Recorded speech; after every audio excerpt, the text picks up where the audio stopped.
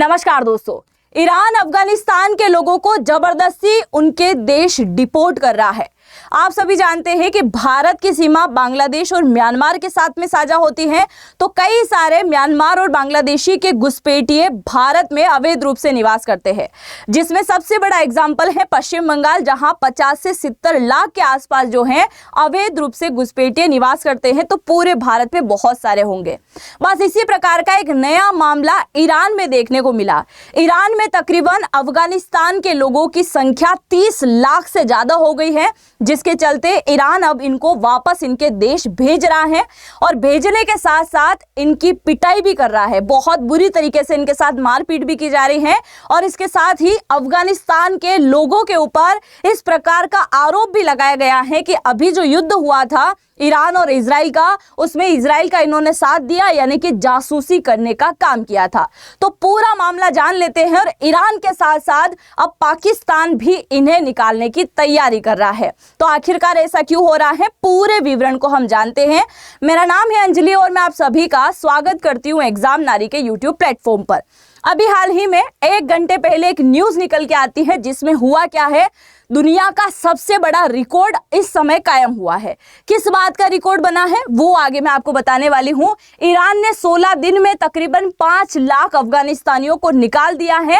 बहुत तेजी से इन्हें निकाला जा रहा है। इनके ऊपर आरोप था कि इन्होंने जासूसी करी है। अब आप देख सकते हैं कई कई घंटों तक इन्हें भूखा प्यासा बिठाया गया है। साथ ही कुछ लोगों को बेड़ियों में जकड़ के ले जाया गया है और उनके साथ मारपीट भी यहाँ पर की गई है। कुछ तो बच्चे ऐसे हैं जो पूरी तरीके से अनाथ हैं, उनके माता पिता भी उनके साथ नहीं है, उन्हें भी जबरदस्ती अफगानिस्तान की सीमा की तरफ धकेला जा रहा है। अब यहाँ मैप में देख सकते हैं कहाँ है ईरान, ये आपको दिखाई दे रहा होगा। ये है ईरान और ईरान के साथ में जो सीमा साझा हो रही है ये है अफगानिस्तान। अब ये जो अफगानिस्तान है, यहाँ से कई सारे व्यक्ति जो है यहाँ चले जाते हैं। उसके पीछे का रीजन क्या है, रोजगार को पाने के लिए चले जाए, या फिर आप मान सकते हैं कि कुछ समय पहले जब तालिबान का यहाँ पर आधिपत्य स्थापित हुआ तो कुछ लोगों को ये चीजें भी रास नहीं आई होगी, जिसके चलते वो ईरान के अंदर चले गए। यही अफगानिस्तान से कई सारे लोग कहाँ चले गए, हमारे पड़ोसी देश पाकिस्तान के अंदर चले गए। तो अभी हाल फिलहाल जो ऑपरेशन चल रहा है, जिसके तहत ईरान इनको निकाल रहा है और इसके साथ साथ पाकिस्तान ने भी इस मुहिम की शुरुआत यहाँ पर कर दी है। आप सभी जानते हैं कि ईरान के अंदर एक बहुत बड़ी खुफिया एजेंसी है। ऐसे तो कई सारी खुफिया एजेंसी है, पर ईरान के अंदर एक खुफिया एजेंसी है जिसका नाम है Iran Islamic revolutionary guard corps, यानी कि IRGC। IRGC जो है मुख्य रूप से ईरान के अंदर जो एक्टिव सरकार है खामनोई जी की, इनके लिए ये वर्क करती है। यानी कि अगर उस पूरे देश के अंदर कोई भी रैली निकालने की कोशिश करती हैं तो पहले ही ये क्या करते हैं, ढूंढ के उसकी पिटाई करना शुरू कर देते हैं। दूसरा, अगर कोई ईरान के साथ गद्दारी करने का काम करता है, इजराइल का साथ देने की कोशिश कर रहा है या फिर जासूसी कर रहा है, तो उसे भी ये पकड़ लेंगे। कुल मिलाकर आप ईरान की सरकार के खिलाफ एक भी पोस्टर नहीं लगा सकते और एक भी फालतू की बात नहीं कर सकते। वहीं आप हमारे देश में देख लीजिए, हमारे देश में लोकतंत्र का एक बहुत बड़ा मजाक उड़ाया जाता है। जहां हम प्रधानमंत्री को लेकर भी बात करेंगे, उनको लेकर भी मजाक उड़ा दिया जाता है, राष्ट्रपति को लेकर भी मजाक उड़ा दिया जाता है, पर ऐसा आप ईरान के अंदर नहीं कर सकते। ऐसे ये वर्क करते हैं।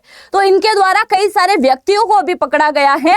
उसमें कुछ लोगों ने टीवी पर आकर यह कबूल भी किया कि हाँ, हमने इजराइल के लिए जासूसी का काम किया है। अब आप यहां पर जरा नजर डालिए, ईरान ने 16 दिन में 5 लाख लोगों को निकाला है। इसका अगर हम औसतन आंकड़ा निकालें तो पर डे 30,000 अफगानिस्तानियों को निकाला गया है, जो कि अभी तक दुनिया के इतिहास में पहली बार ऐसा हुआ है। आप देखिए, अगर एक देश के अंदर 30,000 लोगों को एक साथ निकाला जाए तो बहुत बड़ी बात हो जाती है। कुछ समय पहले असम के अंदर जो घुसपैठिए थे वो एक दिन में 30,000 गायब हो गए थे, पर वो आंकड़ा केवल एक दिन का था कि असम के अंदर से वो गायब हो गए। पर यहाँ जो ईरान की सरकार है वो 30,000 से ज्यादा लोगों को एक एक दिन के अंदर निकाल रही है, जिसके चलते संयुक्त राष्ट्र ने इसको कहा है कि दशक की सबसे बड़ी जबरन निकासी इसे हम कह सकते हैं। ये एक बहुत बड़ी बात है कि संयुक्त राष्ट्र इसको लेकर बात कर रहा है। ईरान इजराइल के साथ तनावपूर्ण संघर्ष के बाद आंतरिक सुरक्षा का हवाला देकर प्रवासियों के खिलाफ सख्त कार्रवाई की जा रही है। इसके पीछे और भी रीजन है। आप देखिए कि ईरान के अंदर जो है लगातार रोजगार पर ये अपनी पकड़ बना रहे हैं। आप देखो अगर एक देश के अंदर 30 लाख से ज्यादा लोग किसी और देश के आ जाएंगे तो जिस देश के वो लोग हैं उनको लेकर तो कुछ न कुछ वहां पे उथल पुथल होना है। क्योंकि जहां अगर मैं बात करूं हम भारत के वासी हैं, बांग्लादेशी लोग यहां पर आकर रोजगार प्राप्त करेंगे तो फिर भारत के जो लोग हैं वो कहां पर जाएंगे। तो रोजगार को लेकर समस्या हो रही है। दूसरा, पानी का विवाद पहले से अफगानिस्तान और ईरान के बीच में चल रहा है, तो पानी को लेकर एक बहुत बड़ा जो है यहाँ पर संकट दिखाई दे रहा है। इसके अलावा ईरान की सरकार का कहना है कि यहाँ पर लगातार अपराध बढ़ता जा रहा है, ड्रग्स की तस्करी बहुत ज्यादा होती है सीमावर्ती इलाके के चलते, तो ये भी एक बहुत बड़ा रीजन यहाँ पर रहा है। और इसके अलावा 30 लाख लोगों का रहना करना खाना पीना यानी कि एक आर्थिक बोझ भी बहुत बड़ा यहाँ पर उठाना पड़ रहा है। तो कई सारे रीजन इन्होंने दिए हैं। इसके साथ ही ईरान ने मार्च 2025 के अंदर एक बहुत बड़ा ऐलान किया था कि जो भी व्यक्ति अवैध रूप से बिना पासपोर्ट के बिना वीजा के यहाँ पर आए हैं वो आने वाले 6 जुलाई तक वापस अपने देश लौट जाए, और अगर ऐसा नहीं होता है तो हम आपको जबरदस्ती यहाँ से निकाल देंगे। और ये कार्रवाई कब की जा रही है? जब ईरान और इजराइल का 12 दिन का युद्ध चला, ये खत्म होने के बाद ये कार्रवाई हो रही है। उसी प्रकार की कार्रवाई भारत के अंदर भी जारी है। आप सभी जानते हैं कि ऑपरेशन सिंदूर खत्म होने के बाद भारत में एक एक व्यक्ति को ढूंढ ढूंढ के यहां से निकाला जा रहा है। और मैंने आपको बताया था कि इन बांग्लादेशियों ने भारत के अंदर तकरीबन 10 से ज्यादा मिनी बांग्लादेश बसा रखे हैं। मिनी बांग्लादेश मतलब ऐसी कॉलोनियां बसा रखी हैं जिनमें प्रधानमंत्री आवास के तहत घर तक इन लोगों ने बना लिया, जिसको अभी पूरी तरीके से हटा दिया था। इन कॉलोनी का उदाहरण आप दिल्ली के अंदर देख सकते हो और इसके साथ यूपी के अंदर भी आप देख सकते हो, जिनको पूरी तरीके से तोड़ दिया गया, बुलडोजर चला दिया गया। तो ऐसा ही मामला ईरान के अंदर भी चल रहा है। अब अफगानिस्तान के लोगों को निकालना चाहिए कि नहीं निकालना चाहिए वो आप बताइए। आगे मैं आपको बताने वाली हूं कि ये केवल ईरान के अंदर और पाकिस्तान के अंदर नहीं है, बल्कि भारत के अलावा और भी कई सारे देशों के अंदर है, उनके बारे में भी जिक्र करेंगे। शरणार्थी क्या बोल रहे हैं कि हमें भूखा प्यासा रखा जा रहा है। हमसे ईरान के जो अधिकारी हैं उन्होंने 17,000 रुपए मांगे हैं, हमने उनको 17,000 रुपए भी दिए हैं, ना हमको उन्होंने खाना खाने दिया, और इसके बदले वो हमें गाली गलौज कर रहे हैं, गालियां तक हमें दे रहे हैं। एक दूसरे युवक ने बताया कि इसके पिता को जासूसी के आरोप में पकड़कर बेड़ियों में बांध दिया गया है, खाना पीना तक उन्हें नहीं दिया जा रहा है, बाद में डिटेन करके अफगानिस्तान भेजने की तैयारी यहां पर की जा रही है। इसके साथ ही द गार्जियन से बात करते हुए एक महिला ने कहा था कि मुझे मेरे छोटे से बच्चे के कपड़े तक नहीं लेने दिए गए, यहां तक कि रास्ते में बैंक कार्ड से पैसे निकाले थे वो पैसे भी ले लिए, और एक पानी की बोतल जो है हमें 80 रुपए की दी थी, और खाने के लिए इन्होंने कई सारे पैसों की हमसे डिमांड करी। अब आप जरा इस बात पर गौर कीजिएगा, यहाँ जो एक आपको लाइन दिखाई दे रही होगी, संयुक्त राष्ट्र के अफगानिस्तान विशेष प्रतिनिधि रिचर्ड बेनेट ने एक्स पर लिखा है, ट्विटर पर इन्होंने पोस्ट करी, और पोस्ट पे इन्होंने लिखा कि सैकड़ों अफगानों को जासूस बताकर पकड़ा गया है, मीडिया में उन्हें देशद्रोही और कीड़े मकोड़े कहकर संबोधित किया जा रहा है।